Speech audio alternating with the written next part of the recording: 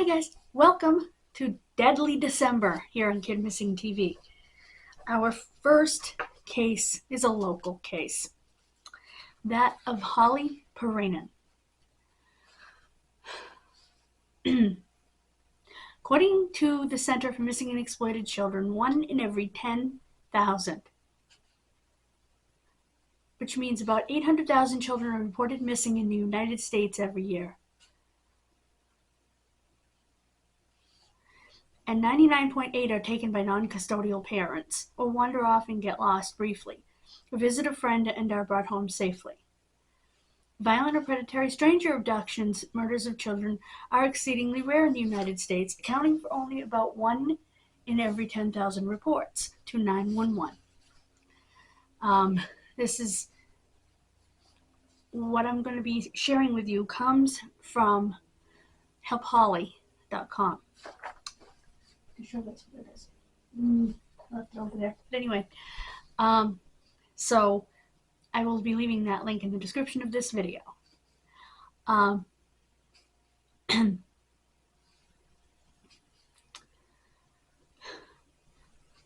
was 10 years old. She had blonde hair, just out of the 4th grade, and a beloved daughter, sister, granddaughter, niece, and friend. She had been staying with her father and 2 younger brothers for a week-long vacation at her grandparents' rural summer cottage in Sturbridge. It was the 5th of August, 1993. That was the day after my 19th birthday. Holly's dad, Rick Piirainen, took his kids out to the lake in a boat after breakfast to swim. They returned in time for Holly and her 5-year-old brother Zach to walk up the dirt road from the cottages to the paved Allen Street shortly before noon. The kids walked a couple of 100 yards to a fence at the back of a neighbor's yard to watch, and if they got lucky, play with some collie puppies to be let outside at noon. Aww. I guess the neighbor had puppies. A neighbor woman passing by in her car said she had seen Holly and possibly her younger brother standing by the fence close to noon. They were on the shoulder of the dirt road by the fence. And everybody knew the house with the puppies. At some point, Zach left to go back home, leaving Holly alone by the fence. Everything seemed okay, according to the site. Right about that time, Holly and her brother were waiting for the puppies, and less than 2 football fields distance away, 2 16-year-old girl cousins walked down a nearby home's driveway toward its mailbox at the edge of Allen Road. Just before they reached the mailbox, a white or light brown pickup truck with a cap over its cargo bed came down the hill on Allen Road, heading past the house where the cousins were staying in the direction of where Holly was seen on the side of the dirt street. The dirt road connects to Allen Road, is what they're saying. The cousins noticed a lone, middle-aged looking white man with facial hair and wearing a hat was driving the pickup. When the pickup driver got closer to the girls, he suddenly slowed down his truck from about 40 miles an hour to walking speed, and according to the girls, stared at their bodies in a weird, lewd, menacing way. One of these girls later said she thought the man in the pickup was going to jump out and grab one of us. Ugh! Frightened, they turned around and ran back up the driveway, where their fathers were loading a boat to leave on a family vacation, unaware of what just happened. The driver continued on Allen Road, and the girls then went back to the mailbox and found it was empty. When the girls headed back toward the house, the same man in the pickup came back up the hill, having turned around somewhere, probably in the dirt road where Holly was standing. The driver slowed down again and stared at them again in a weird way. The girls told their fathers. The man disappeared, of course. He sped up the hill and he saw Dad's. Because, of course, these guys are cowards.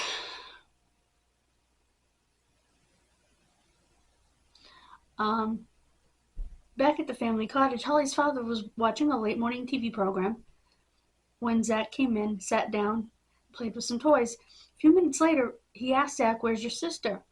"She's waiting for the puppies." The father sent his 8-year-old son Andy and Zach back up the dirt road to bring Holly home for lunch.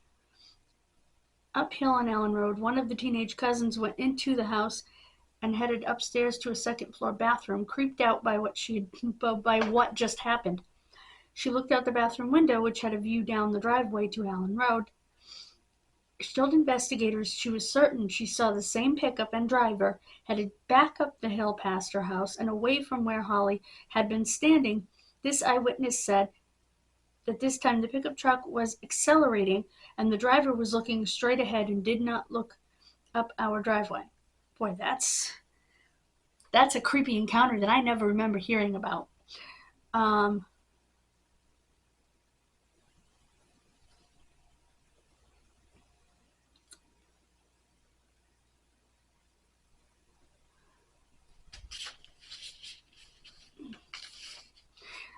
Surrounded from her birth by adults who loved, nourished, protected, and educated her, Holly would have no reason to think the man in the pickup truck was any different.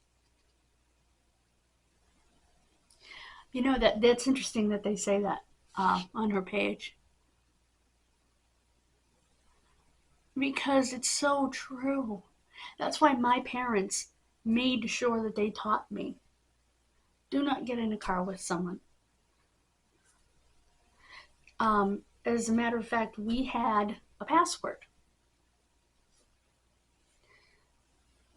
So that if somebody did stop and say, your mommy's at the hospital, I need to pick you up, they had to say the password.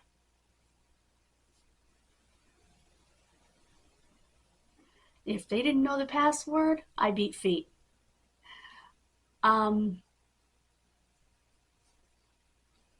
Only ever had one scary experience with someone in a car. I don't know, they were coming down the hill from the school, I think, and they yelled out of their car, "Get the hell out of here," or something like that.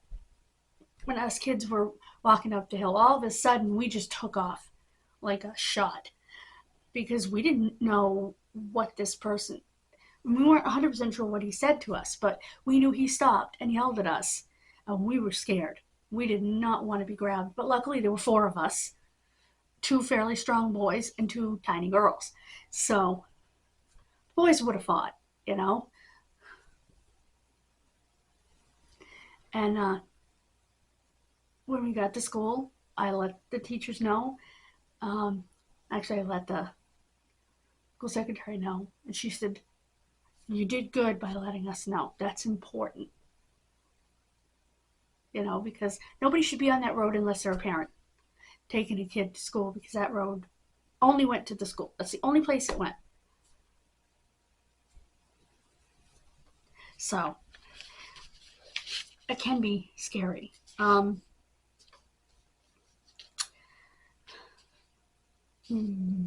She would be very wrong. He was hugely different from all the other adults in her world, and he would soon end her short life in the most terrifying way possible for a little girl.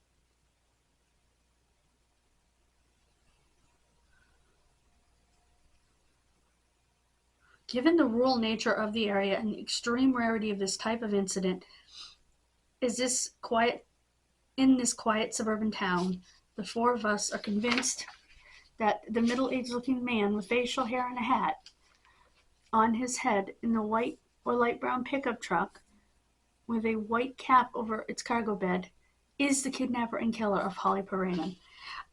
In case you're wondering who the 4 are, these are policemen that put together this website. Local policemen, state policemen, because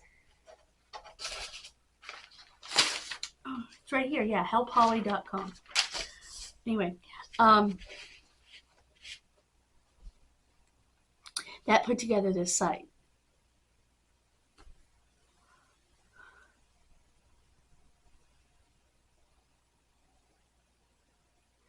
That's interesting. A young man was driving to have lunch with his mom at her cottage.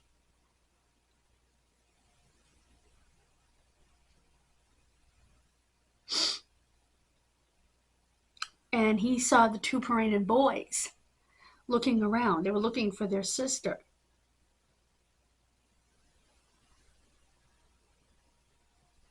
The boys returned with only her sneakers.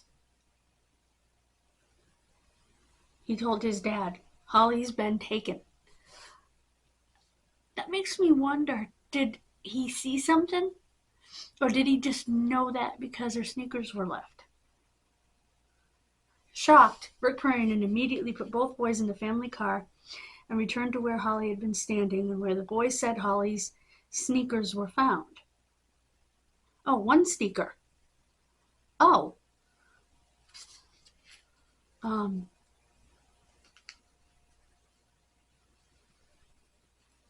And the father looked for tire tracks, burnouts, because it was a dirt road. He didn't find any of it. It is believed that one of her sneakers came off when she struggled, and that makes sense. He even went right to the house with the puppies, and nothing. So he returned to the cottage to call for help on a landline.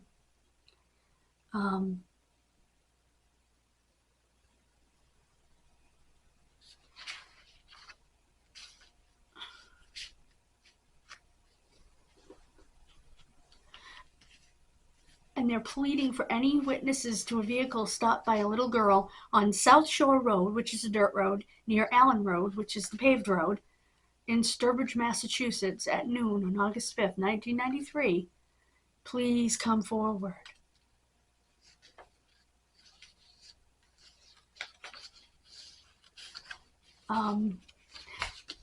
I almost think that this person had to be local. Or someone familiar with the summer cottages, because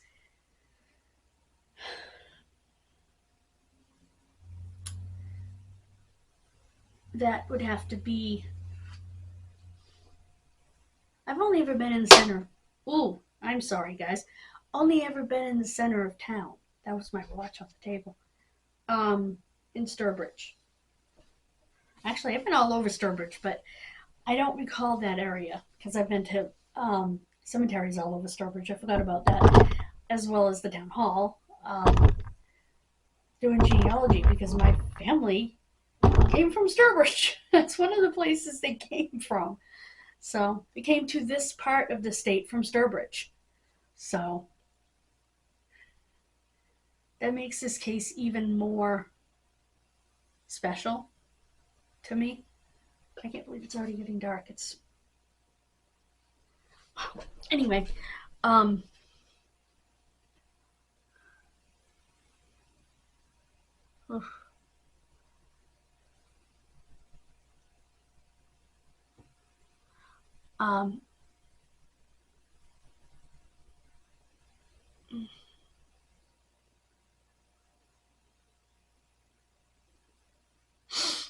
unfortunately, the police didn't get to talk to the cousins right away because they had left on their family vacation. 79 days later, October 23rd, 1993, 5 pheasant hunters with dogs in an Army Corps of Engineers flood control forest several miles away in Brimfield, Massachusetts, discovered the skull and partial skeletal remains of a small human child. State police were called to the scene and quickly located a small-sized t-shirt, dungarees. Dungarees are another name for jeans in this area, and one sneaker near the partial skeletal remains. Holly Piirainen had been found.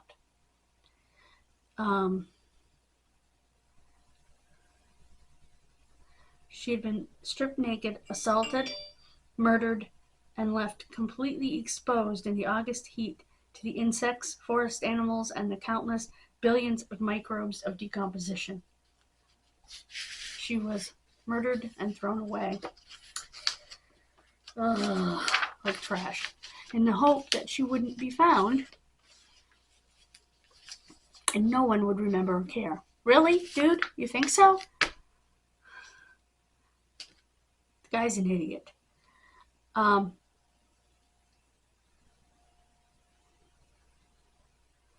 the murder is still out there scot-free. Absolutely. And we need to do something about it.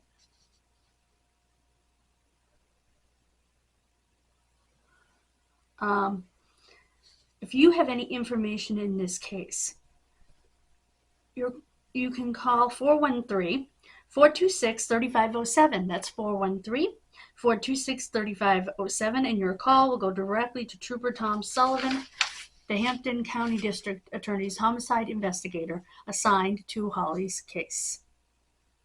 By mail, you can send a letter to Holly, P.O. Box 15327, Springfield, Massachusetts 01115-5327. All information again will go to Trooper Sullivan. And here's a strange one in Holly's case. To conclude this video, Holly's case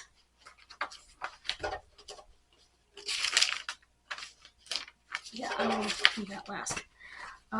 That's my updates. Was connected in a very strange way to that of Molly Bish. It was unlikely to be the same person responsible. However, when Holly was taken, Molly wrote a letter to Holly's family. And a few years later, Molly was kidnapped and murdered. It's just a really bizarre one of those things, you know?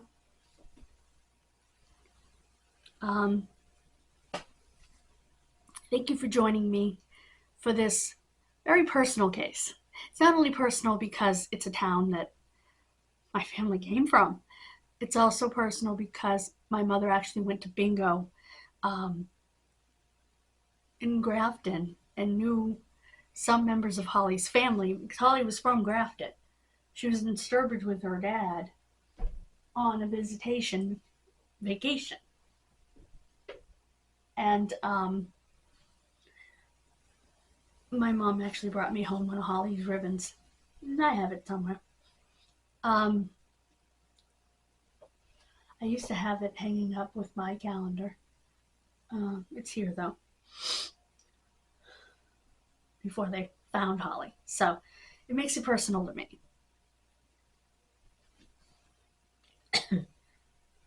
Because of the fact that my mother had met and spoken with Holly's mother and grandmother at bingo.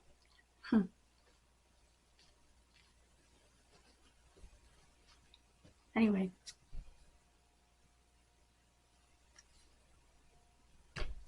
So thank you so much for joining me. God bless you. Please click subscribe if you haven't already. Click that like button.